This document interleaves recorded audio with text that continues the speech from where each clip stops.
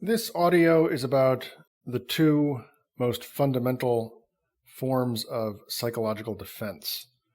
One of these is called repression, and the other is called splitting.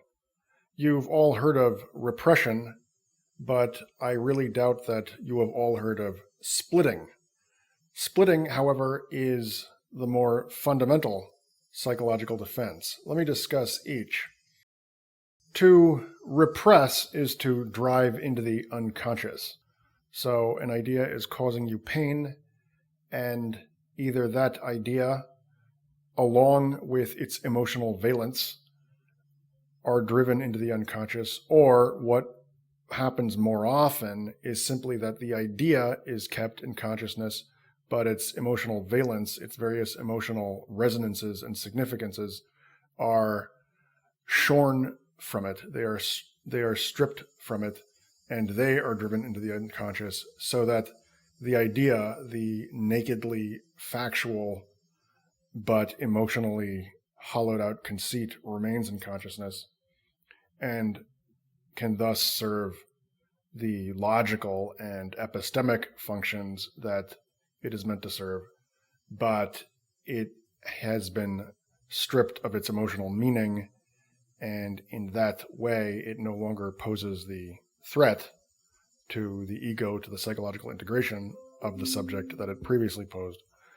Splitting is a much more, as I previously said, it is a much more primitive and a much more fundamental psychological defense.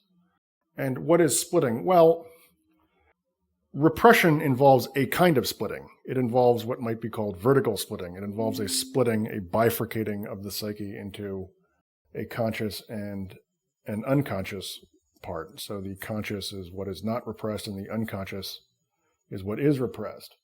So repression involves a kind of splitting, okay? But when psychoanalysts refer to splitting, they're referring to a different kind of splitting. What they're referring to is a splitting of the psyche not into conscious, non-repressed, and unconscious repressed, but into two different consciousnesses that are in imperfect communication with each other.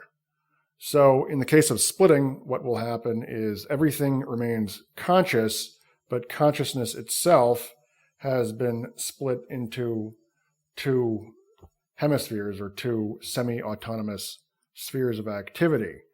There is communication between these spheres. We're not talking about multiple personality disorder. I don't know whether such a thing exists, but even if it does, whatever it is exactly, that's not what we're talking about. We're talking about a kind of splitting whereby factual information is retained by both hemispheres, for lack of a better term, but where emotional information is only imperfectly transmitted between these two spheres or hemispheres of ideation. So let me be a little bit more concrete. I'm not going to be too much more concrete, but repression is associated with neurosis. So it is associated with, for example, OCD. And what is characteristic of neurotics is that their psyches are fundamentally intact. They may be uptight, they may be uncool, they are emotionally constricted, they may be dysfunctional in certain respects, but they are fundamentally sane. They are alienated from their own emotions, but there is a single cohesive psychological structure. So yes, their gears need a little bit of oiling, and sometimes they're a little too buttoned down, sometimes they're a little bit too not buttoned down, sometimes they're not buttoned down enough, so they're a little bit uneven.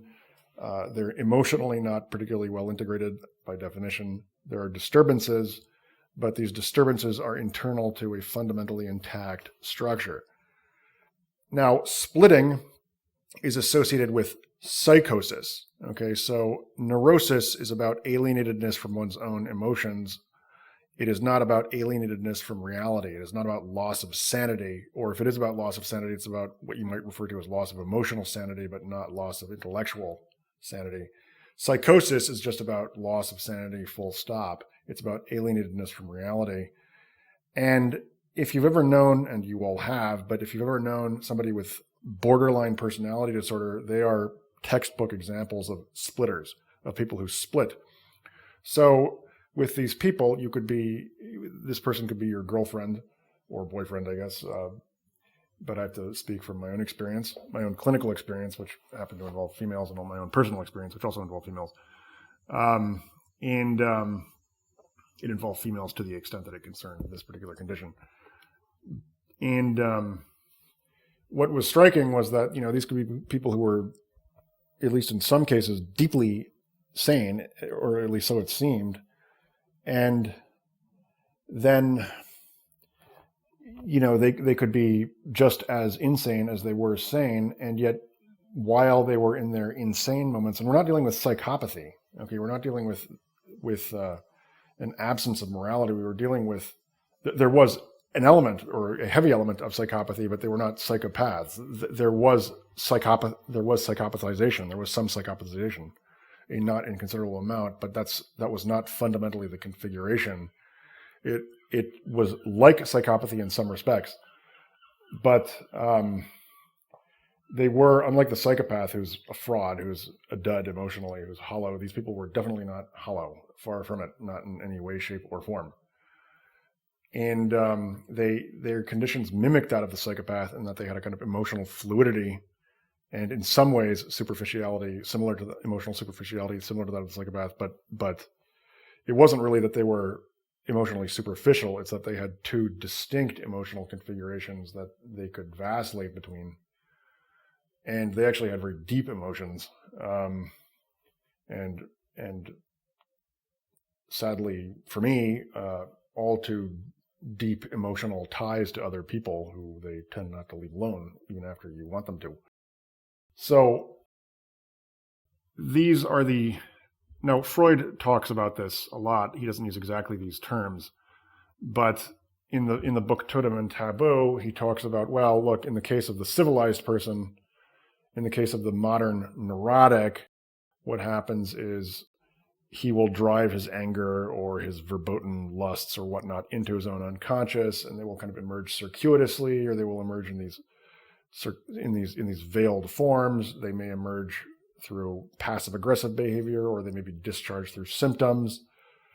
But then he says, well, look, in the case of the savage, and he was talking about Aborigines, Australian Aborigines, what happens is all of these emotions are simply played out in consciousness. They're all consciously experienced, but because the primitive person doesn't really worry too much about coherence, considerations of logic and coherence, he can just kind of experience all of them and consciously.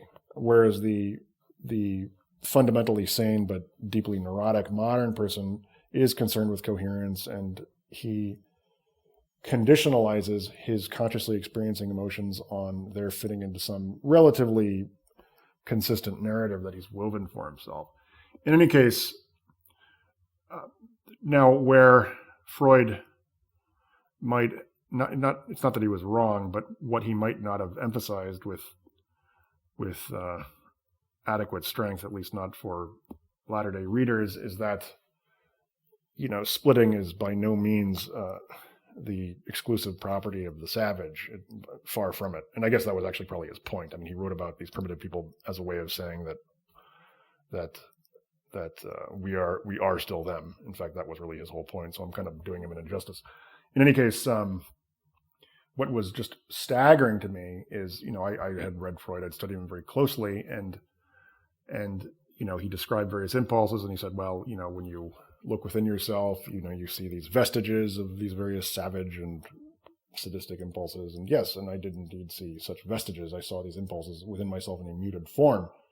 But then I dated, to be quite honest, people who had borderline personality disorder, and then I realized that the things Freud was talking about, the things that people claim to be absent from themselves and which can be discerned within oneself only as a result of painstaking analysis. These things are just obvious facts of clinical observation if you're dealing with people who are sufficiently, whose psychological structures are sufficiently infantile. Basically, people who are psychotic or who have borderline personality disorder, which is so-called because it's on the borderline between neurosis and psychosis, but it's really a form of psychosis.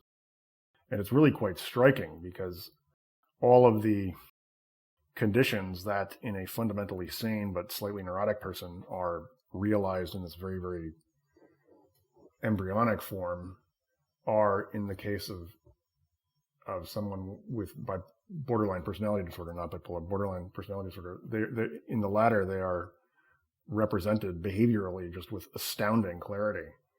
And in any case, so the fundamental point of all this is, look, there are two fundamental defense mechanisms. There's repression, which is driving into the unconscious, and there is splitting, which is the creation of two consciousnesses, which are in some communication with each other, but imperfect communication with each other. And repression is associated with neurosis, and splitting is associated with psychosis. And neurotics are alienated from their emotions, and they're uncool, but they're basically law-abiding people. And psychotics are not alienated from their emotions, sadly, and they are cool, but they are very dangerous, or at least they can be, depending on the exact nature of the psychosis. There it is, over and out.